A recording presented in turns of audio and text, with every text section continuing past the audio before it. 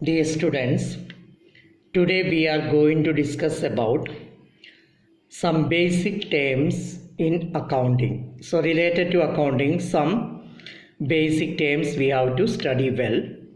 That terms we will explain today. First is entity.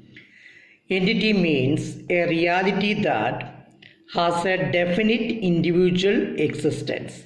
So anything that having a separate legal existence or separate individual existence, that is known as entity.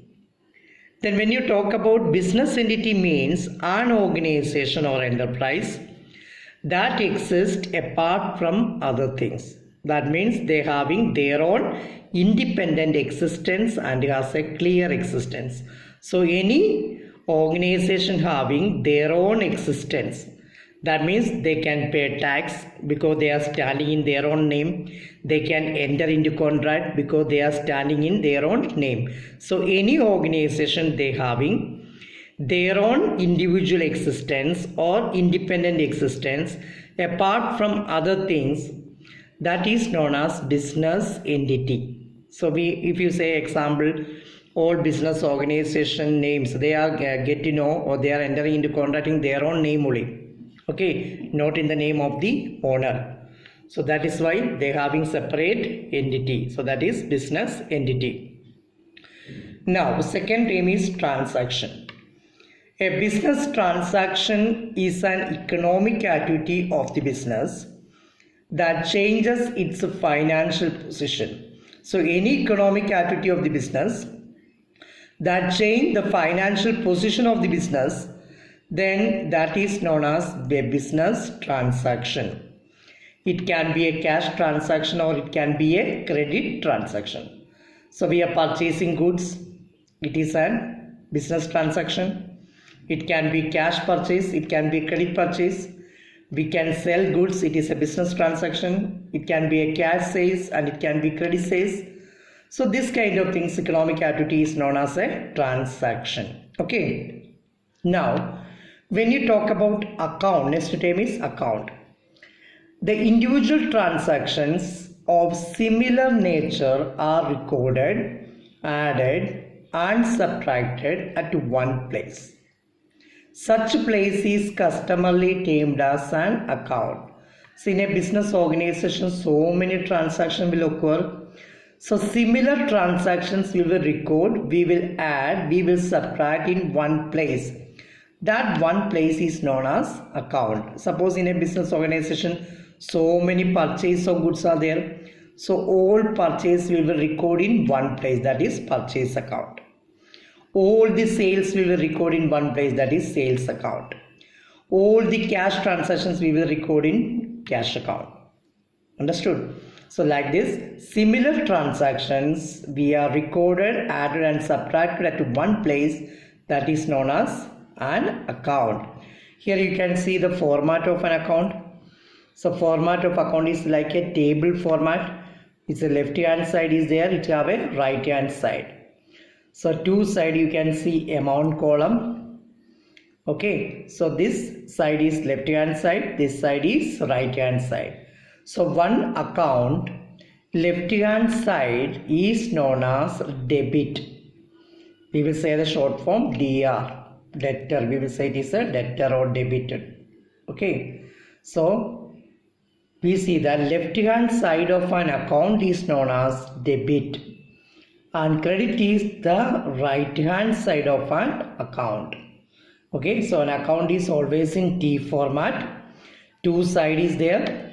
The left hand side is debit, short form DR. Right hand side is credit, short form CR. Okay, so that is account. Now we can discuss another term. When you talk about another term of accounting, that is assets. So assets are the economic resources of an enterprise. Economic resources means you know, right? So any enterprise is having any economic resource that can be usually expressed in monetary terms. So assets are economic resources of an enterprise that we can express in money terms. Okay. Anything which will enable a business enterprise to get cash or benefit in future is an asset. So anything belongs to business, from that enterprise can get cash or enterprise can get benefit in future. That kind of things we will call the name assets. Okay, so assets can be classified into the following categories. So once again I will say assets are economic resources of an asset that can be usually expressed in monetary terms.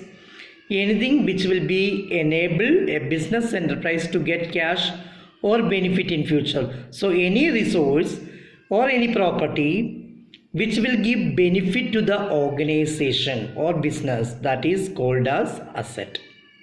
Understood? So asset mainly classified into two. One is non-current asset, second one is current asset. Okay, so two kinds of main assets are there. One is non-current asset and second one is current asset. Non-current asset we will explain first. It refers to those assets which are held for continued use in business for the purpose of producing goods and services and are not made for sale. So any asset which is held by the business for a long period of time, it is for the purpose of producing goods and services and not for sale. So any assets which is kept by the business for long period of time is a benefit we will get for more time. Then such kind, this is not for mean for sale, such kind of assets we will call the name non-current assets. So non-current assets include these two things. One is long-term investment and fixed asset. If you are investing anywhere in for long period, then it is a long-term. We can invest in share of other companies. We can invest in bonds of other companies. We can invest in debenture of other companies. If it is for more than 1 year, then we will call its name long-term investment. So it is one of the non-current investment. Then another non-current investment is fixed asset. Fixed assets are again classified into two.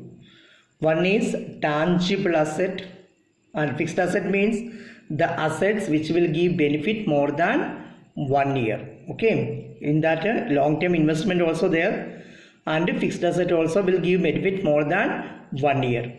This both will come under non-current asset or long-term assets.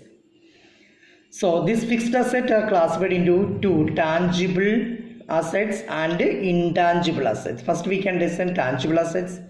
Tangible word meaning you know, which we can see and touch.